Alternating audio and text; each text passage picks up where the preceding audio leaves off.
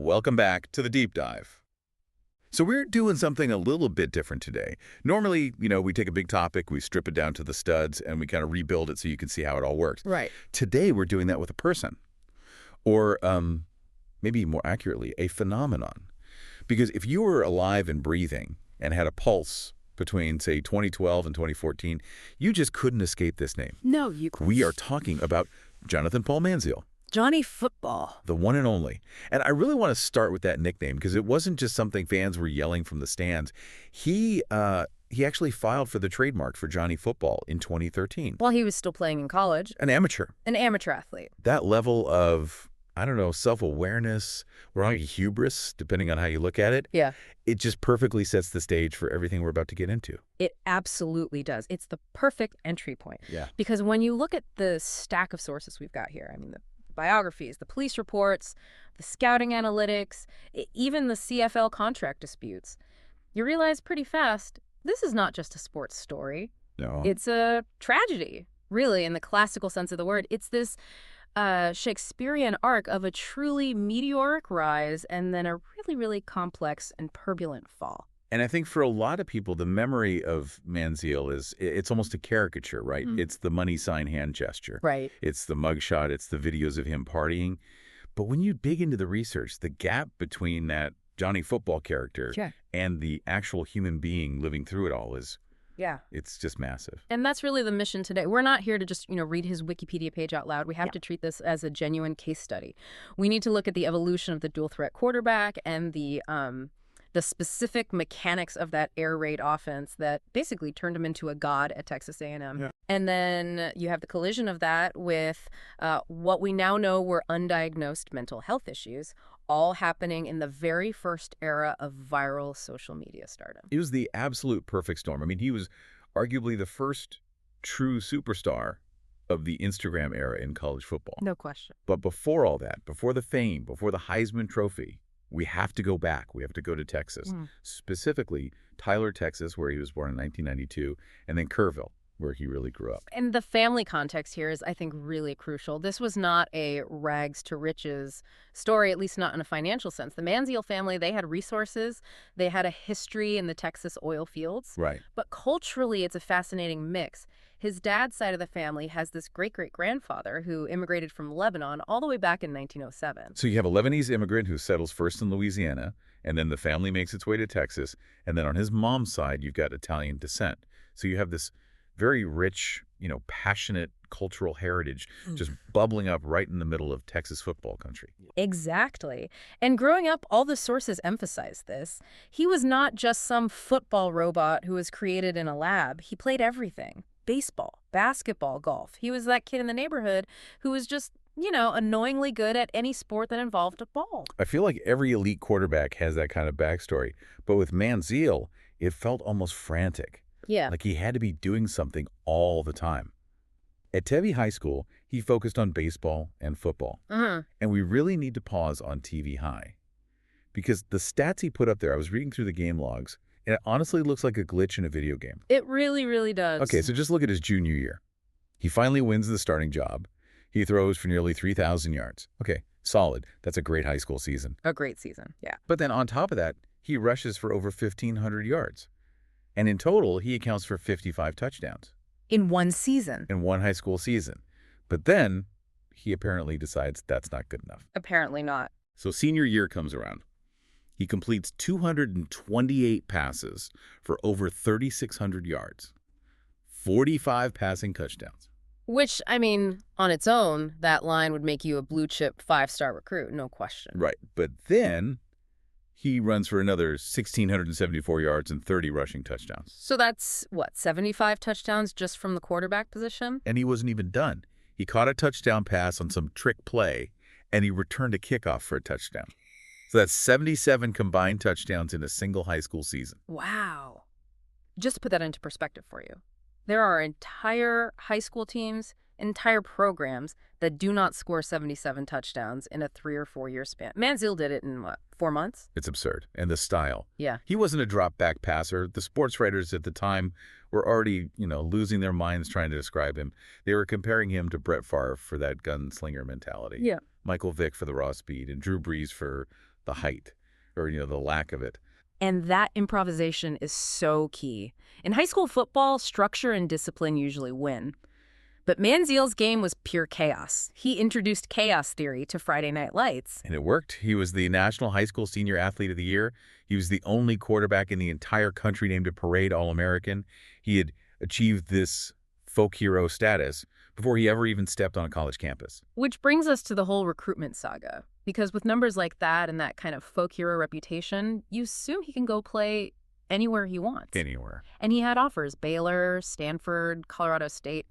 But there is this massive elephant-sized what-if in the room, and that elephant is the University of Texas, the Longhorns. The mothership. I mean, if you're a kid growing up in Texas in the 2000s, especially a quarterback, playing for the Longhorns is the absolute pinnacle. And Manziel grew up a die-hard Longhorns fan. He wanted to go to Austin. So desperately. So what on earth happened? Why is he not a Longhorn? This is one of the most debated what-ifs in Texas sports history. The prevailing narrative, and honestly the sources really do support this, is that Texas simply did not view him as a quarterback. They looked at 77 touchdowns and said, nah, not a QB. They looked at 6'0". They looked at the chaotic scrambling style. And the rumors, which were very, very persistent at the time, were that they wanted him as a defensive back, a safety. Oh, wow. Imagine Johnny Manziel playing safety. That would have been something. Mac Brown, who was the coach at the time, has denied this over and over again through the years. He just says they missed on the evaluation, plain and simple. But the perception at the time was clear. Texas didn't want him under center. Which is just a catastrophic evaluation error. But it ends up driving him away. So he originally commits to play for Oregon. Which is another one of those fascinating what-ifs. He met Marcus Mariota at some all-world high school game. They hit it off, became friends. Can you imagine a Chip Kelly offense at Oregon with both Marcus Mariota and Johnny Manziel in the same quarterback room? That would have absolutely broken the Pac-12. But he never actually makes it to Eugene. No. Enter Tom Rossley. He was the quarterback's coach at Texas A&M, and he saw what Texas didn't see. He understood that the chaos was the point. He convinced Manziel to stay in-state, flip his commitment, and come to College Station. And that one decision literally changed the entire financial trajectory of Texas A&M University. Absolutely. So he gets to campus, 2011, he redshirts. He's the backup. Nobody outside of the program really knows his name yet. But the Johnny persona, that was already starting to bubble under the surface. And we have to talk about June of 2012. This is the summer before he ever plays a single down for the Aggies. The arrest. Yep. He gets picked up for disorderly conduct, failure to identify, and possession of a fictitious driver's license. I want to dig into the police report on this because it's not just he got arrested. The context is really messy. The report says he was out with a friend. A racial slur was allegedly directed at his friend, and Manziel intervenes. Which, to be fair to him, it shows a certain kind of loyalty. He's stepping in to defend his guy. Pushing and shoving starts. It's a pretty standard college bar fight scenario. Until the cops show up. Right. And when the police ask him for ID, Manziel hands them a Louisiana driver's license. A fake ID. A fake ID claiming he's 21. He was 19 at the time. And the police obviously run the ID, figure it out pretty much immediately, and he ends up spending the night in jail. This is months before he's even supposed to be competing for the starting quarterback job. He's mugshot news before he's headline news. And the coach, Kevin Sumlin, he had a real choice to make. He could have buried him on the depth chart, made an example of him. Manziel was competing against Jamel Showers and Matt Jokel, and Showers was seen as the steady, reliable hand. But Sumlin was installing a brand new offense, the air raid. The air raid. Okay, let's stop here for a second because we hear that term air raid all the time. But for you, the listener, who maybe thinks that just means throwing the ball deep a lot, what are the actual mechanics of the air raid, and why was Manziel the absolute perfect key for that lock? That's a great question. The air raid, especially the version that Cliff Kingsbury, the offensive coordinator, was running, is all about geometry. It's about creating space. They used ultra-wide splits with their offensive linemen. So the linemen are literally standing further apart from each other than normal. Exactly. In a traditional pro-style offense, the linemen are packed in tight to form a solid wall. In the air raid, they spread way out. This forces the defensive line to spread out with them, and what does that create? Huge gaps right in the middle. Huge vertical running lanes. The whole philosophy is to stretch the defense from sideline to sideline to open up the run game and the quick passing game. But here's the catch. If you have a stationary pocket passer quarterback, those wide splits mean pass rushers can shoot through those gaps really, really fast. But if you have a quarterback who runs a 4.540, Bingo! If the defensive end takes a wide angle to rush the passer, Manziel just steps up into those massive lanes created by the splits. If the linebackers have to drop back to cover all the spread-out receivers, there is nobody home in the middle of the field. The air raid created space, and Johnny Manziel was the ultimate artist in space. so the entire system was basically tailor-made for his specific brand of chaos. It turned his so-called bad habits, scrambling too early, breaking the pocket, it turned them into the offense's greatest weapon. A broken play in that system with Manziel wasn't a mistake, it was the whole strategy. So he wins the job. But even then, it seems like nature itself tried to stop him. His debut was supposed to be against Louisiana Tech, but Hurricane Isaac hits and the game gets postponed. So instead of a nice, easy tune-up game against a smaller school, his first ever college start is against the Florida Gators, at home, in the SEC. Talk about a trial by fire. And they lost that game, but you could see the flashes.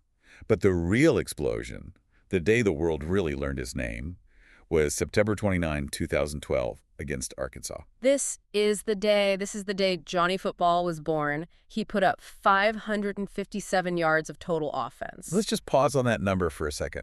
557 yards. That is more than most entire teams produce in a game. And in doing so, he broke a record held by Archie Manning. That record had stood for 43 years. Archie Manning is SEC royalty. For a redshirt freshman to walk in and shatter a 43-year-old record in his, fourth start, it was just completely unheard of. And then just to prove it wasn't a fluke, 2 weeks later against Louisiana Tech, the rescheduled game, he breaks his own record.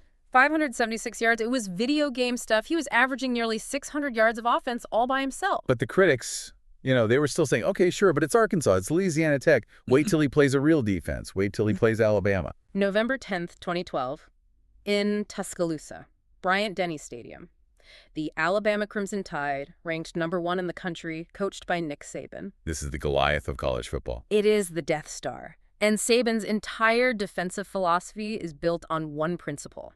Discipline. Do your job. Hold your gap. Don't peek into the backfield. They just suffocate you by being perfect. And Johnny Manziel walked in there and just set the entire building on fire. He completely broke their discipline. There's that one play, everyone calls it the Heisman moment. He drops back, he gets pressured, he bobbles the snap. He literally bumps into his own offensive lineman. He bumps into his lineman, the ball is almost on the turf, he somehow recovers, spins out to his left, looks all the way back across the field, and finds Ryan Swope wide open in the back of the end zone. And you can see the Alabama defenders, these future first-round NFL picks, just standing there, hands on their hips, looking at their sideline like, what are we even supposed to do with this guy? That play broke them psychologically. A&M won the game 29-24. Manziel accounted for 345 of the team's 418 yards. He didn't just beat Alabama, he completely dismantled the mystique of that Nick Saban defense. And that single victory launched him from being a fun, exciting player to the undisputed Heisman frontrunner. Oh, it was over after that game. He went on to become the first freshman in NCAA history to pass for 3,000 yards and rush for 1,000 yards in the same season. He broke Cam Newton's SEC record for total offense. So on December 8, 2012, it becomes official. He wins the Heisman Trophy, the first freshman ever to do it. He smashed the glass ceiling. It was a historic moment. So now, you're 20 years old, you are the most famous athlete in the entire country. You got the trophy, you've got the trademark, you're hanging out with Drake. And then comes 2013, and the narrative immediately shifts to the sophomore slump. Which is such a fascinating psychological study of the media, because if you actually look at the reality, the slump was entirely off the field. On the field, he was better. Well, let's talk about that off-field stuff, the summer of Johnny. Yeah. Because it was a PR disaster from start to finish. It was just a continuous feed of bad decisions. No. He goes to the Manning Passing Academy, which is this really prestigious camp, where the Mannings mentor the top college quarterbacks. Manziel leaves early. The rumor was he overslept because he was hungover. Then there's the Twitter incident. He gets a parking ticket in College Station, which, it happens to every college student. But he gets on Twitter and posts, "Bullshit like tonight is a reason why I can't wait to leave College Station." Which is just biting the hand that feeds you. The Aggie fan base is treating him like a literal deity, and he's on social media publicly saying he wants out. And then, of course, the big one. the autograph scandal. This is really important context, especially for modern listeners. Today, with NIL name, image, and likeness, players can sign autographs for money. It's totally legal. In 2013, this was the cardinal sin of the NCAA. It was a death penalty level offense. You just didn't do it. And ESPN reported that the NCAA was investigating him for accepting payments for signing literally thousands of autographs. There were autograph brokers claiming they paid him cash. If they could prove he took money, his career would have been over. He would have been ruled ineligible. A&M would have had to vacate all those wins. The investigation just dragged on all summer, and ultimately, the NCAA could not find a paper trail. They couldn't find proof of money exchanging hands. But they knew something shady had happened, so they struck this really weird deal with him. They suspended him for the first half of the season opener against Rice for an inadvertent violation of NCAA rules. A half-game suspension. That sounds like the NCAA basically admitting, we know you did it, but you're too profitable for us to actually ban. That's precisely what it was. He was the cash cow of college football. They couldn't afford to take him off the field, so they just slapped his wrist. So he misses the first half against Rice. He comes out in the second half, and this is where that arrogance narrative really cements itself. He immediately throws 3 touchdowns. But then he starts taunting the Rice defenders. He does the money sign gesture right in their faces. He gets an unsportsmanlike conduct penalty. Coach someone has to bench him again. It was just this constant, exhausting cycle of unbelievable brilliance and then stunning immaturity. But here's the thing that's always frustrated me about the memory of 2013. People remember it as a bad year for him, a slump. But you, the expert here, you're telling me he was actually a better football player in 2013. Much better. And I have the numbers to prove it. The slump is a complete myth. Let's just look at the passing data. In his Heisman year, 2012, he completed 68% of his passes. In 2013, 69.9%. So he's more accurate. Significantly.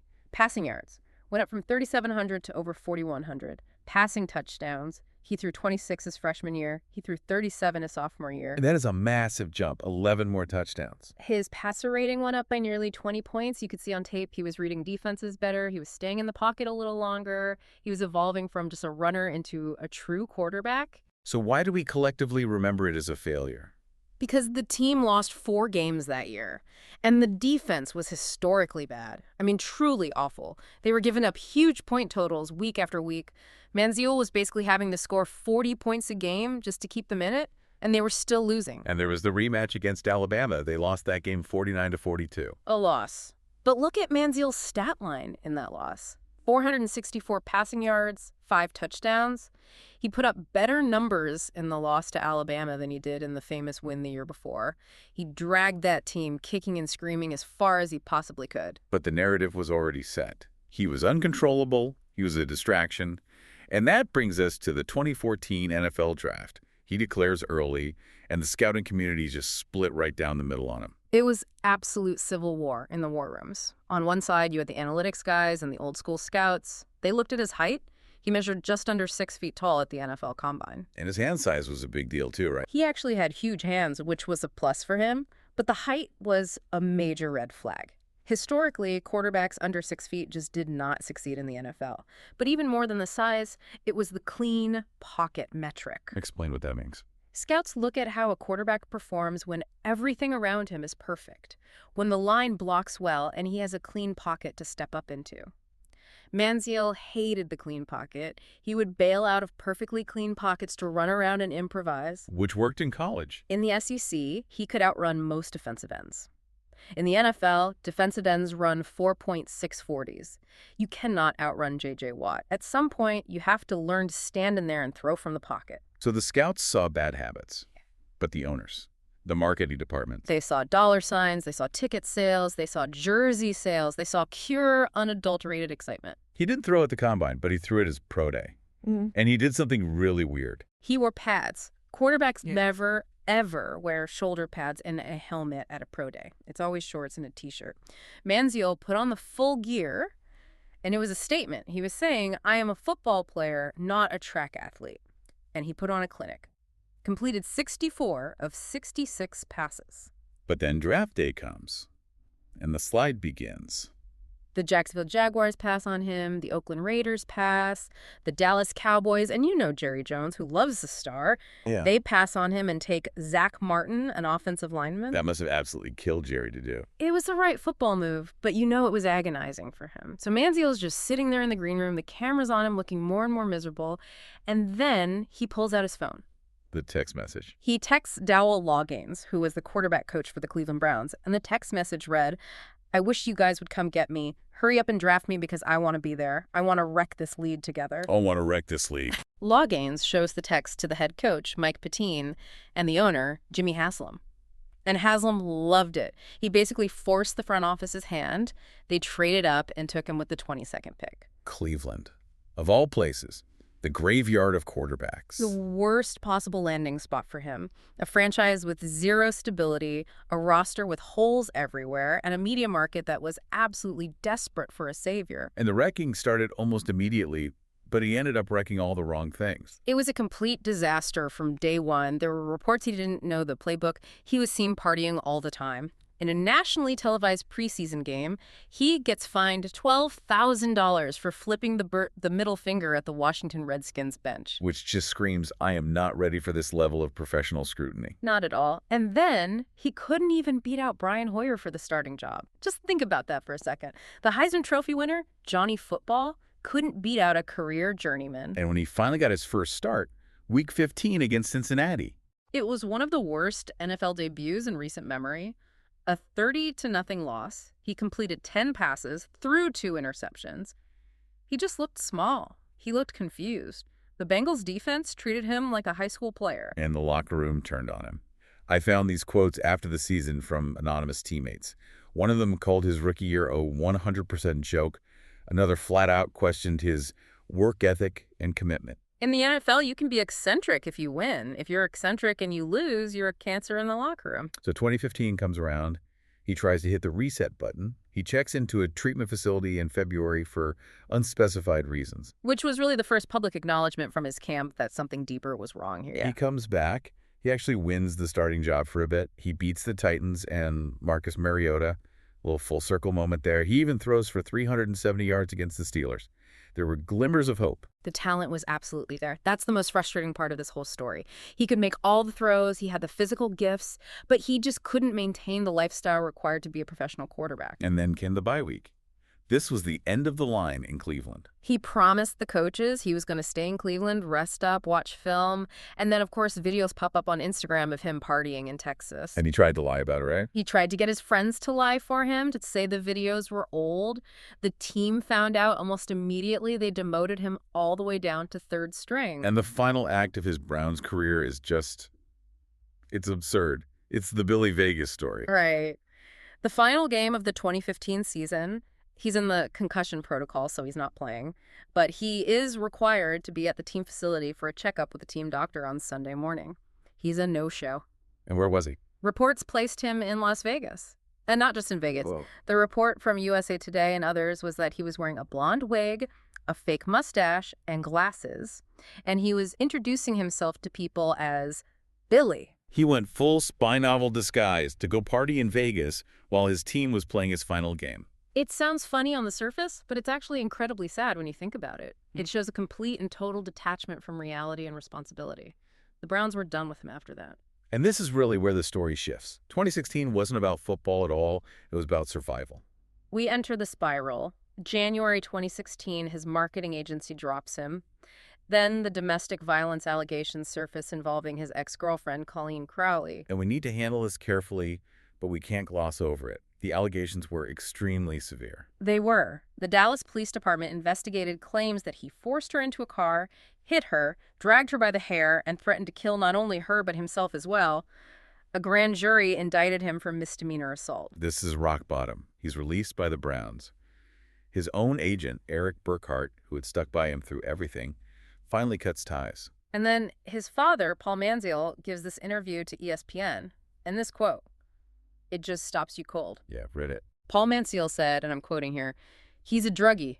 It's not a secret that he's a druggie. I hope he goes to jail.